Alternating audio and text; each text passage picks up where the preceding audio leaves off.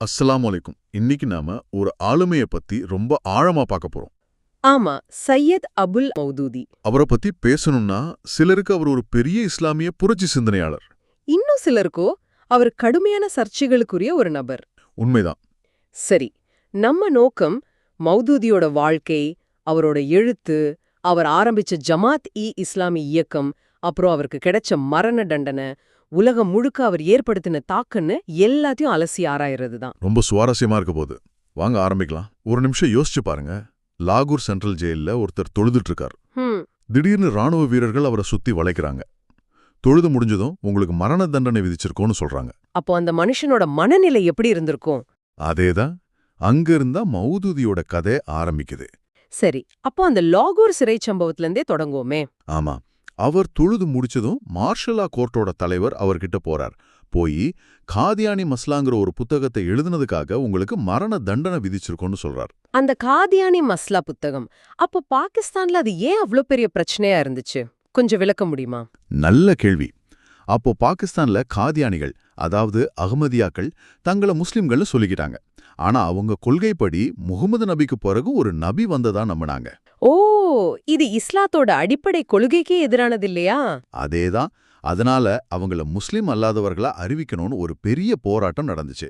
அந்த போராட்டத்தோட அறிவுசார் பின்னணியில மௌதூதியோட புத்தகம் ஒரு முக்கிய பங்காற்றுச்சு. அதனாலதான் அரசாங்கம் அவர் மேல அவ்ளோ கோவமா இருந்துச்சு. சரி, மரண தண்டனைன்னு சொன்னதும் மௌதூதியோட முதல் வார்த்தை என்னவா இருந்துச்சு? அங்குதான் விஷயமே இருக்கு. அவர் ரொம்ப அமைதியா ஆனா உறுதியா ஒரு பதில் சொல்றார். என்ன சொன்னார்? நான் யாருக்கிட்டையும் கருணை மனு கேட்க போறதில்லைன்னு சொல்லிட்டாரு. வாழ்க்கையோட முடிவும் மரணத்தோட முடிவும் இந்த பூமியில் எடுக்கப்படுறதில்ல, அது வானத்தில் எடுக்கப்படுதுன்னார். அடேங்கப்பா. அவர் இன்னும் சொன்னார், அங்கேய மரணம்னு முடிவு பண்ணியிருந்தா உலகத்துல எந்த சக்தியாலும் என்னை காப்பாற்ற முடியாது. ஒருவேளை அங்க முடிவு பண்ணலன்னா இந்த உலகத்துல எந்த சக்தியாலும் என் தலைமுடிய கூட அசைக்க முடியாது. நினைச்சு பார்க்கவே பிரமிப்பா இருக்கு. மரணத்தோட விளிம்புல நிக்கும்போது இவ்வளவு தைரியமா? அது மட்டும் இல்ல, கொஞ்ச நேரம் கழிச்சு ஜெயில் வார்டன் வந்து தூக்கு மேடைக்கு கூட்டிட்டு போகணும்னு சொல்றார். இவர் பதட்டமே இல்லாம ட்ரெஸ் மாத்திட்டு தொப்பி போட்டுட்டு செருப்ப கழட்டி வச்சுட்டு நடக்க ஆரம்பிச்சிருக்கார். அப்படியா? இதை பார்த்த அவரோட நண்பர் மௌலானா அமீன் அஹசன் இஸ்லாஹி மௌதூதியோட துணிய கட்டிப்பிடிச்சு கதறி அழுததா சொல்றாங்க. அந்த மன உறுதிய பார்த்து சிறை அதிகாரிகளே மிரண்டு போயிருப்பாங்க. ஆமா, அந்த வார்டனே ரொம்ப ஆச்சரியப்பட்டிருக்காரு. மரண தண்டனை கைதி மாதிரி இல்லாம ரொம்ப அமைதியா ஒழு செஞ்சுட்டு இஷா தொழுகைய முடிச்சிட்டு கொரட்டை விட்டு தூங்கிட்டாருன்னு. சரி, இந்த மரண தண்டனை செய்தி பாகிஸ்தானுக்கு வெளியில எப்படி பார்க்கப்பட்டது? உலகம் முழுக்க பெரிய எதிர்ப்பு கிளம்புச்சு. குறிப்பா இந்தோனேஷியாவோட பிரதமர் டாக்டர் நாசிர் பாகிஸ்தான் அரசாங்கத்துக்கு ஒரு செய்தி அனுப்பினார். என்னன்னு? பாகிஸ்தானுக்கு மௌதூதி தேவைப்படலைனா உலக முஸ்லிம்களுக்கு அவர் தேவை. அவரை எங்க கிட்ட இந்தோனேஷியாவுக்கு அனுப்பிடுங்கன்னு சொன்னார். சவுதி அரேபியா மாதிரியான பல நாடுகள் கடும் கண்டனம் தெரிவிச்சாங்க. அப்போ இந்த சர்வதேச அழுத்தங்களுக்கு பாகிஸ்தான் அரசாங்கம் பணிஞ்சதா? ஆமா, பணிஞ்சுதான் ஆகணும். மரண தண்டனையா ஆழ் தண்டனையா குறைச்சாங்க. அப்புறம் எப்படி விடுதலையானார்? அதுக்கப்புறம் அவரோட ஆதரவாளர்கள் லாகூர் உயர்நீதிமன்றத்துல வழக்கு தொடர்ந்து மே 28, 1955 அவரை முழுமையா விடுதலை செய்ய வச்சாங்க. ஒரு மரண தண்டனையையே இவ்வளவு சாதாரணமாக எதிர்கொண்ட அந்த மன உறுதி அவருக்கு எங்கிருந்து வந்தது? அந்த கேள்விக்கான பதில் அவரோட ஆரம்பகால வாழ்க்கையிலும் அவர் வளர்க்கப்பட்ட விதத்திலும் இருக்குன்னு நினைக்கிறேன். ஆமா, ரொம்ப சரி. அவர் 1903ல அவுரங்காபாத்ல பிறந்தார். அவங்க குடும்பம் ஆப்கானிஸ்தான்ல இருந்து வந்த ஒரு பாரம்பரியமான குடும்பம். அவரோட படிப்பு பத்தி சொல்லுங்களேன். அது ஒரு சுவாரஸ்யமான விஷயம். அவங்க அப்பா 11 வருஷம் அவரை எந்த ஸ்கூலுக்கும் அனுப்பல. அப்படியா? அப்போ எப்படி படிச்சார்? வீட்லயே சிறந்த ஆசிரியர்களை வச்சு உருது, பாரசீகம், அரேபி, ஃபிக், அதாவது இஸ்லாமிய சட்டவியல், ஹதீஸ்னு எல்லாத்தையும் சொல்லிக் கொடுத்தார். அப்போ முறையான பள்ளிக்கல்வி இல்லையா? ரொம்ப கொஞ்ச காலம்தான். அவங்க அப்பாவுக்கு திடீர்னு பக்கவாதம் வந்ததால அவரோட முறையான கல்வி பாதியிலே நின்னு போச்சு. தந்தையோட மரணத்துக்கு பிறகு ரொம்ப சின்ன வயசுலயே குடும்ப பொறுப்பு அவர் தலைக்கு வந்தது. ஓஹோ. இந்த உலகத்துல மரியாதையா வாழணும்னா சொந்தமா சம்பாதிக்கணும்னு அப்பவே அவர் முடிவு பண்ணிட்டாரு. அந்த தேவைதான் அவரை ஒரு எழுத்தாளரா மாத்துச்சு, அப்படிதானே? கரெக்ட். தனக்கு கடவுள் எழுத்து திறமைய நல்லா கொடுத்திருக்காருன்னு அவர் நம்பினார். அதனால தன் கருத்துக்களை சொல்லவும் வாழ்க்கையை நடத்தவும் பத்திரிகை துறையை தேர்ந்தெடுத்தார். அவர் வேலை செஞ்ச பத்திரிகைகள் மதீனா, தாஜ்னு பல பத்திரிகைகள்ல வேலை செஞ்சார்.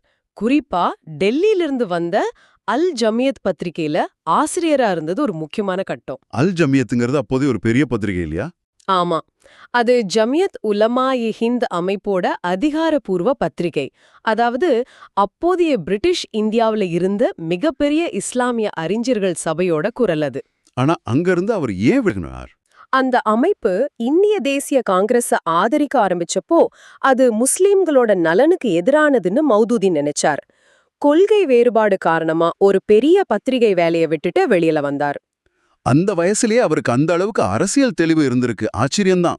நிச்சயமா அந்த அரசியல் தெளிவுதான் அவரோட அடுத்த பெரிய பாய்ச்சலுக்கு காரணமா இருந்துச்சு. அல் ஜிஹாத் ஃபில் இஸ்லாம்ங்கிற அந்த புகழ்பெற்ற புத்தகம் உருவானது அப்போதானா? அதேதான். அந்த புத்தகத்தோட பின்னணி என்ன? அப்போ சுவாமி ஸ்ரத்தானந்தாங்கிறவரு சுத்தின்னு ஒரு இயக்கத்தை ஆரம்பிச்சார். முஸ்லிம்களை ஹிந்து மதத்துக்கு மாத்துறதுதான் அதோட நோக்கம். ஓ, இதனால பெரிய பதட்டம் உண்டாயிருக்குமே. ஆமா, ரொம்பவே. இந்த சூழல்ல ஒரு முஸ்லிம் சுவாமி ஸ்ரத்தானந்தாவை கொலை செஞ்சுட்டாரு. இதுக்கு பிறகு இஸ்லாம் வன்முறையை தூண்டுற மதன்னு ஒரு பெரிய பிரச்சாரம் இந்தியா முழுக்க நடந்துச்சு.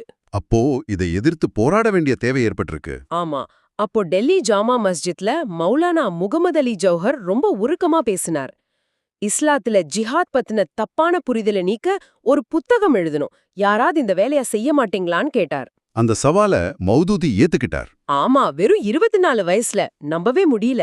ஆமா, 24 வயசுல அந்த புத்தகத்தை எழுதி முடிச்சார். அந்த புத்தகத்தோட சிறப்பு என்னன்னா, அது ஜிஹாதுங்கிறத வெறும் போர்னு பார்க்காம ஒரு முழுமையான சித்தாந்த போராட்டமா முன்வச்சது. ஓ, ஒரு அரசியல் பரிமாணத்தை கொடுத்தாரா? ஆமா, இஸ்லாமிய அரச நிறுவுவதற்கான முயற்சி தான் உண்மையான ஜிஹாத்னு ஒரு அரசியல் பரிமாணத்தை அது கொடுத்தது. அதுவரைக்கும் ஜிஹாத்தை தற்காப்பு போரா மட்டுமே பார்த்த பல பேருக்கு இது ஒரு புதிய சிந்தனையா இருந்துச்சு.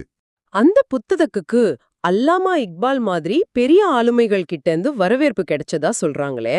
ஆமா, அல்லாமா இக்பால் அந்த புத்தகத்தை படிச்சுட்டு இஸ்லாத்தோட ஜிஹாத் கொள்கை, போர் மற்றும் அமைதி விதிகள் பத்தி எழுதப்பட்ட மிகச்சிறந்த புத்தகம் இது, அறிவுள்ள ஒவ்வொருத்தரும் இதை படிக்கணும்னு பாராட்டினார். இந்த அறிவு பயணத்தோட அடுத்த கட்டம் தான் ஜமாத்தே இஸ்லாமிய அமைப்பு உருவானது, அப்படிதானே? கரெக்ட். 1932ல ஹைதராபாத்ல இருந்து தர்ஜுமானுல் குரான்ல ஒரு பத்திரிகையை ஆரம்பிச்சார். அதுக்கு 3 முக்கிய நோக்கங்கள் இருந்துச்சு. ஒன்னு, மேற்கத்திய சிந்தனைகளோட தாக்கத்திலிருந்து முஸ்லிம் மனங்களை விடுவிக்கிறது. சரி. ரெண்டாவது, இஸ்லாங்கிறது வெறும் சடங்கு இல்ல, அது ஒரு முழுமையான வாழ்க்கை முறைன்னு புரிய வைக்கிறது. மூணாவது, வாழ்க்கையோட எல்லா பிரச்சனைக்கும் இஸ்லாம்ல தீர்வு இருக்குன்னு சொல்றது. இந்த பத்திரிகை தான் ஒரு இயக்கமா மாறுச்சு.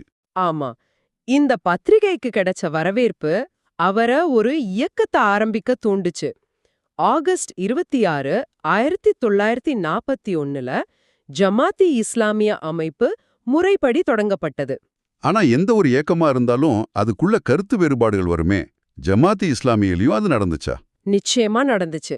அதுல முக்கியமான பிளவு இயக்கம் தேர்தல் அரசியல்ல பங்கெடுக்கலாமா வேண்டாமாங்கிறத பத்தி தான். மௌதூதியோட நிலைப்பாடு என்னவா இருந்துச்சு? இஸ்லாமிய ஆட்சியை கொண்டு வரணும்னா தேர்தல் அரசியல்ல நாம ஈடுபடணும்னு மௌதூதி வாதிட்டார். இது இயக்கத்துல இருந்த எல்லாரும் ஏத்துக்கலையா? இல்ல, டாக்டர் இஸ்ரார் அகமது மாதிரி சில முக்கியமான தலைவர்கள் இதை எதிர்த்தாங்க. அவங்களுடைய வாதம் என்னன்னா, நாம ஒரு தூய இஸ்லாமிய அழைப்பு பணி இயக்கமா மட்டும் இருக்கணும். அரசியல் வேண்டான்னு சொன்னாங்களா? ஆமா, அரசியல் அதிகார போட்டியில இறங்கினா இயக்கத்தோட நோக்கம் கெட்டு போயிடும்னு சொன்னாங்க. இந்த அடிப்படை பார்வை வேறுபாடுதான் பெரிய பிளவுக்கு காரணமாச்சு. அவங்க இயக்கத்தை விட்டு பிரிஞ்சு போறாங்க.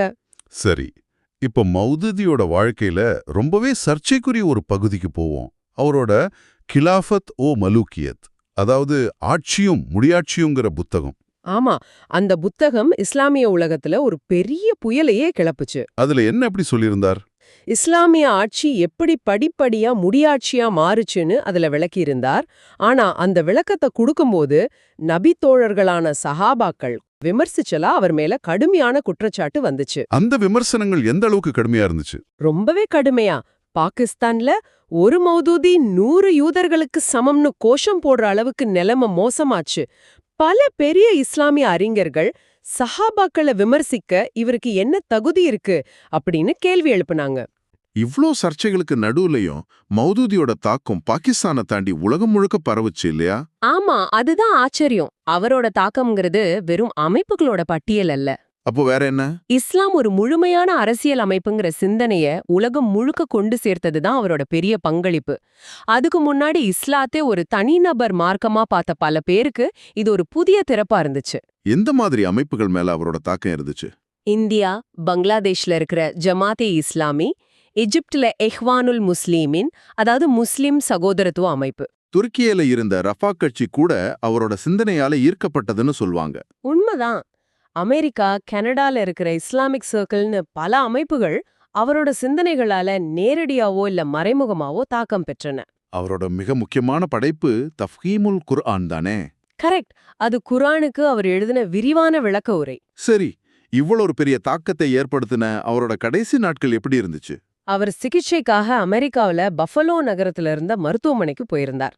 அங்கதான் செப்டம்பர் 22, 1979ல இறந்து போயிட்டார். அவரோட இறுதி ஊர்வலம் ஒரு உலகளாவிய நிகழ்வா இருந்துச்சுன்னு சொல்றாங்களே. ஆமா, முதல்ல நியூயார்க்ல ஜனாசா தொழுகை, அதாவது இறுதி தொழுகை நடந்துச்சு. கூட்டம் கட்டுக்கடங்காம இருந்ததால ஒரே இடத்துல 6 தடவை தொழுகை நடத்தினாங்க. 6 தடவையா? ஆமா, அங்க இருந்து அவரோட உடலை லண்டனுக்கு கொண்டு போனாங்க.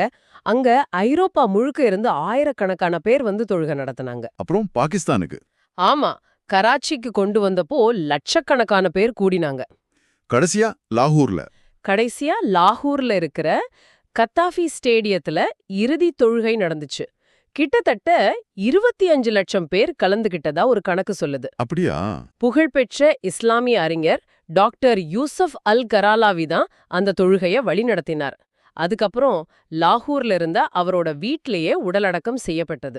ஆக மௌதூதியோட வாழ்க்கைய பார்க்கும்போது அவர் ஒரே நேரத்துல ஒரு எழுத்தாளர், ஒரு சிந்தனையாளர், ஒரு அரசியல் தலைவர், அதே சமயம் பெரிய சர்ச்சைகளுக்கு உள்ளான ஒரு சிக்கலான ஆளுமையா தெரிகிறார். கரெக்டா சொன்னீங்க. அவரை நீங்க ஆதரிக்கலாம் இல்ல கடுமையா எதிர்க்கலாம், ஆனா அவரை ஒதுக்க முடியாது. அவர் இந்த உலகத்தை விட்டு போனாலும் அவரோட சிந்தனைகளும் எழுத்துக்களும் இன்னைக்கும் லட்சக்கணக்கான மக்கள் வாழ்க்கையில ஒரு பெரிய தாக்கத்தை ஏற்படுத்திட்டு தான் இருக்கு.